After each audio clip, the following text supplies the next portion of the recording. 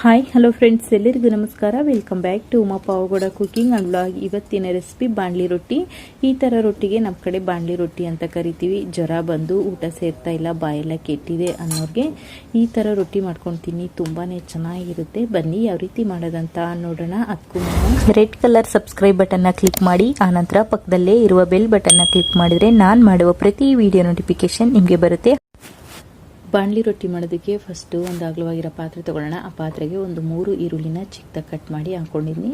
ಖಾರಕ್ಕೆ ಒಂದು 4 ರಿಂದ 5 ಹಸಿಮೆಣಸಿನ್ಕಾಯಿ, ಸ್ವಲ್ಪ ಕರಿಬೇವಿನ ಸೊಪ್ಪು, ಒಂದು ಅರ್ಧ ಹಿಡಿ ಆಗೋಷ್ಟು ಕೊತ್ತಂಬರಿ ಸೊಪ್ಪು, ಈ 3 ಚಿಕ್ಕದಾಗಿ ಕಟ್ ಮಾಡಿ ಹಾಕ್ಕೊಳ್ತಾ ಇದ್ದೀನಿ. ಈಗ 1 ಕಪ್ ಆಗೋಷ್ಟು ರಾಗಿ ಹಿಟ್ಟು, 1 ಕಪ್ ಆಗೋಷ್ಟು ಗೋಧಿ ಹಿಟ್ಟು, 2 ಸಮ ಪ್ರಮಾಣದಲ್ಲಿ ಬಳಸ್ತಾ ಇದ್ದೀನಿ. ಅರ್ಧ ಕಪ್ಗಿನ ಸ್ವಲ್ಪ ಕಡಿಮೆ ಅಕ್ಕಿ ಹಿಟ್ಟು, ಇದರಲ್ಲಿ ಸ್ವಲ್ಪ ರವೆ ಮಿಕ್ಸ್ ಆಗಿತ್ತು, ಹಂಗಾಗಿ ನಾನು ಅದನ್ನೇ ಹಾಕೊಳ್ತಾ ಇದ್ದೀನಿ. ಚಿರೋಟಿ ರವೆನೂ ಹಾಕೋಬೋದು, ಚೆನ್ನಾಗಿರುತ್ತೆ. 1 ಟೇಬಲ್ ಸ್ಪೂನ್ ಆಗೋಷ್ಟು ಕಡಲೆಬೇಳೆ. ಈ ಥರ ರೊಟ್ಟಿಗಳಿಗೆ ಕಡಲೆಬೇಳೆ ಹಾಕೊಂಡ್ರೆ ಚೆನ್ನಾಗಿರುತ್ತೆ.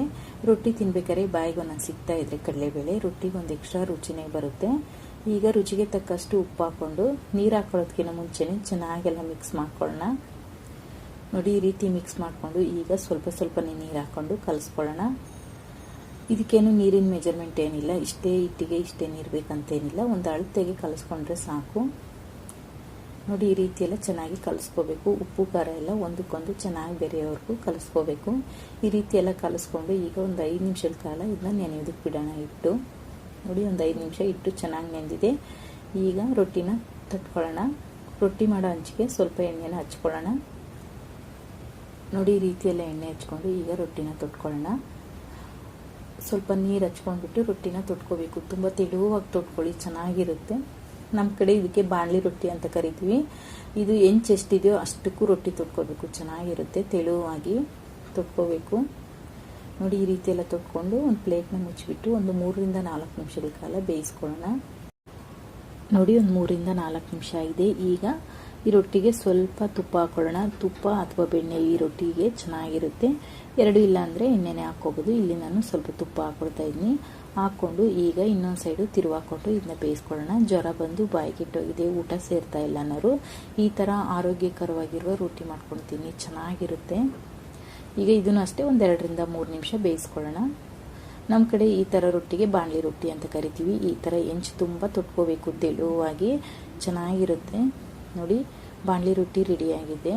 ಇದಕ್ಕೇನು ಯಾವ ಚಟ್ನಿ ಏನು ಬೇಕಾಗಿಲ್ಲ, ಇದಕ್ಕೇನು ಉಪ್ಪು ಖಾರ ಎಲ್ಲ ಹಾಕಿದ್ವಿ, ಹಾಗೇ ತಿನ್ಬೋದು. ಈಗ ಇನ್ನೊಂದು ರೊಟ್ಟಿನೂ ತೊಟ್ಕೊಳ್ಳೋಣ. ಹೆಂಚಿಗೆ ಸ್ವಲ್ಪ ಎಣ್ಣೆನ ಹಚ್ಕೊಂಡ್ಬಿಟ್ಟು ರೊಟ್ಟಿನ ತೊಟ್ಕೋಬೇಕು. ಸ್ಟವ್ ಸಣ್ಣ ಉರಿಯಲ್ಲೇ ಇರಲಿ. ರೊಟ್ಟಿ ಎಲ್ಲ ತಟ್ಕೊಂಡ್ಮೇಲೆ ಹೈ ಫ್ಲೇಮಲ್ಲಿ ಇಟ್ಕೊಂಡು ಬೇಯಿಸ್ಕೊಳ್ಳಿ. ನೋಡಿ, ಈ ಥರ ಸ್ವಲ್ಪ ನೀರನ್ನ ಹಚ್ಕೊಂಡ್ಬಿಟ್ಟು ಕೈಗೆ ರೊಟ್ಟಿನ ತೊಟ್ಕೋಬೇಕು, ತೆಳುವಾಗಿ ತೊಟ್ಕೋಬೇಕು. ನೋಡಿ, ಈ ರೀತಿಯೆಲ್ಲ ನೀಟಾಗಿ ತೊಟ್ಕೊಂಡ್ಬಿಟ್ಟು ಈಗ ಒಂದು ಪ್ಲೇಟ್ನ ಮುಚ್ಚಿ ಒಂದು 3 ರಿಂದ 4 ನಿಮಿಷ ಬೇಯಿಸ್ಕೊಳ್ಳೋಣ. ನೋಡಿ, ಈ ರೀತಿ ಬೇಯಿಸ್ಕೋಬೇಕು. ಈಗ ಸ್ವಲ್ಪ ತುಪ್ಪನ ಹಾಕ್ಕೊಳ್ಳೋಣ. ತುಪ್ಪಕ್ಕಿಂತ ಬೆಣ್ಣೆ ಆದರೆ ಚೆನ್ನಾಗಿರುತ್ತೆ ಈ ಥರ ರೊಟ್ಟಿಗೆ. ಬೆಣ್ಣೆ ಇರೋರು ಮಿಸ್ ಮಾಡಬೇಡಿ, ಬೆಣ್ಣೆನೇ ಹಾಕ್ಕೊಳ್ಳಿ. ಈ ರೀತಿ ಹಾಕ್ಕೊಂಡು ಈಗ ತಿರುವಾಕೊಂಡ್ಬಿಟ್ಟು ಇದನ್ನಷ್ಟೇ ಒಂದು 2 ರಿಂದ 3 ನಿಮಿಷ ಬೇಯಿಸ್ಕೊಳ್ಳೋಣ. ಇದಕ್ಕೇನು ಚಟ್ನಿನೇ ಬೇಕು, ಸಾಂಬಾರು ಬೇಕಂತೇನಿಲ್ಲ. ಉಪ್ಪು ಖಾರ ಎಲ್ಲ ಇದರಲ್ಲೇ ಇರೋದ್ರಿಂದ ಈಗೇನೆ ತಿಂದರೆ ಚೆನ್ನಾಗಿರುತ್ತೆ. ನೋಡಿ, ಆರೋಗ್ಯಕರವಾದ ಬಾಂಡ್ಲಿ ರೊಟ್ಟಿ ರೆಡಿಯಾಗಿದೆ. ಅದರಲ್ಲೂ ಡಯಟ್ ಮಾಡೋಕ್ಕಂತೂ ಇನ್ನೂ ಚೆನ್ನಾಗಿರುತ್ತೆ ಈ ಥರ ರೊಟ್ಟಿ. ಒಂದು ರೊಟ್ಟಿ ತಿಂದರೆ ಸಾಕು, ಹೊಟ್ಟೆ ಫುಲ್ ಆಗುತ್ತೆ. ನಾನಿವತ್ತು ಚಟ್ನಿ ಏನು ಬಳಸ್ತಾ ಇಲ್ಲ, ಯಾಕಂದರೆ ಉಪ್ಪು ಖಾರ ಎಲ್ಲ ಇದರಲ್ಲೇ ಇರೋದ್ರಿಂದ ಹಾಗೇ ಸರ್ವ್ ಮಾಡ್ತಾ ಇದ್ದೀನಿ. ನೋಡಿದ್ರಲ್ವಾ ಆರೋಗ್ಯಕರವಾಗಿರುವ ಬಾಂಡ್ಲಿ ರೊಟ್ಟಿ ಯಾವ ರೀತಿ ಮಾಡೋದಂತ. ಈ ರೆಸಿಪಿ ನಿಮಗೆ ಇಷ್ಟವಾದರೆ ಲೈಕ್ ಮಾಡಿ, ಕಮೆಂಟ್ ಮಾಡಿ, ಶೇರ್ ಮಾಡಿ. ಇನ್ನು ಚಾನಲ್ ಸಬ್ಸ್ಕ್ರೈಬ್ ಆಗಿಲ್ಲ ಅಂದರೆ ಸಬ್ಸ್ಕ್ರೈಬ್ ಆಗಿ, ಪಕ್ಕದಲ್ಲೇ ಇರುವ ಬೆಲ್ ಬಟನ್ನ ಕ್ಲಿಕ್ ಮಾಡಿದರೆ ನಾನು ಮಾಡುವ ಪ್ರತಿ ವಿಡಿಯೋ ನೋಟಿಫಿಕೇಶನ್ ನಿಮಗೆ ಬರುತ್ತೆ. ಇನ್ನಷ್ಟು ಈಸಿ ರೆಸಿಪಿಗಾಗಿ Uma Pavagada cooking channel and ಬ್ಲಾಗ್ನ ನೋಡ್ತಾ ಇರಿ. ವಿಡಿಯೋ ನೋಡಿದ್ದಕ್ಕಾಗಿ ಧನ್ಯವಾದಗಳು.